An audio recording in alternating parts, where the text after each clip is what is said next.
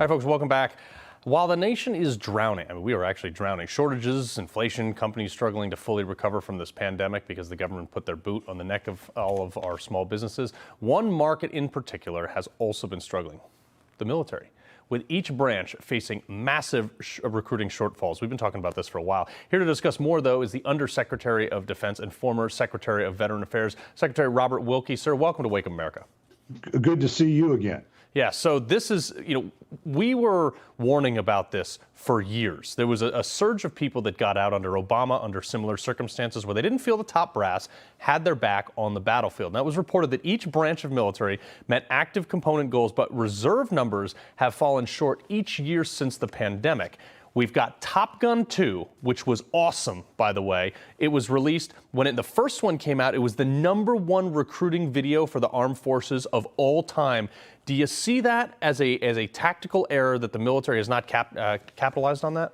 Well, this Pentagon won't, because there's something much more insidious at play here than there ever was in the 1980s, and that is the destruction of the military ethic. I mean, the beauty of the military is that the uniform brings together people of all races, all sects, all religions, and that ethic is being destroyed by the politicization, certainly of the senior officer corps. The Reagan Institute did a survey last year. For the first time in my lifetime, the military has just descended down the approval ratings in terms of its valiancy amongst the American people. And why is that? Because we've gotten away from war fighting. We are putting in the kind of progressive dogmas into the military that have destroyed American education.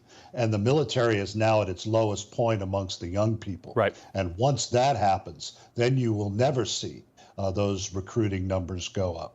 Yeah, that's the problem. You do have, unfortunately, a number of generals that are more interested in pulling bullets in their eval than bullets in bad guys. The military's job should just be kill bad guys and break their stuff. That's all. And when you take that away, sir, what is the effect on an effective fighting force that has to be looking over their shoulder to make sure that they're not going to get court-martialed at every turn for offending somebody in a war zone? Well, I'll use your Navy as an example. You're wearing that trident. What we see now is that more sailors are dying because of accidents than have been dying in combat. The crash of McCain, the Fitzgerald, the fire on the Bonhomme Richard. And I'll just read you what the Navy board said about those accidents. It said that these accidents show an insufficient focus on warfighting skills, the perception of a zero defect mentality, by a culture of micromanagement and oversensitivity to the modern media culture. I see it in the war colleges, Carl. I ask captains and colonels, what are the two most grave threats the United States faces? And they'll tell me it's climate change and racism. That is driving the young people away. It's killing our sailors, soldiers, and airmen and Marines because we are not focusing on war fighting, and the Chinese and the Russians are laughing. Yeah, no, I talked to a buddy, a star level buddy who's a team guy. He says if I have to sit through one more climate change and climate sensitive briefing, he's going to puke. I mean, this is not what our SEAL admirals should be focused on. I mean, it's shocking to me. Do you see them being able to snap back and recruit people? I mean, the economy's bad right now. Is this a time where they should be focused on reforming the military back to somewhere that people with honorable, good, red, white, and blue-blooded Americans want to serve? Well, it's not going to happen with this administration. This administration is driven by a culture where you blame America first.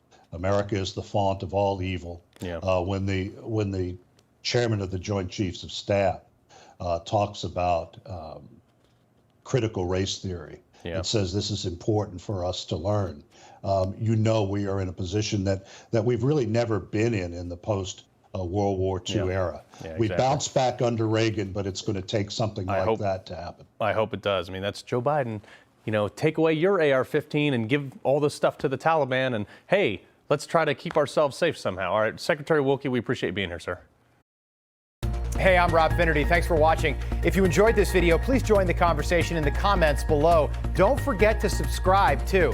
Hit the bell icon to be alerted to breaking news. And remember, there's a whole lot more on Newsmax TV, America's fastest growing cable news network.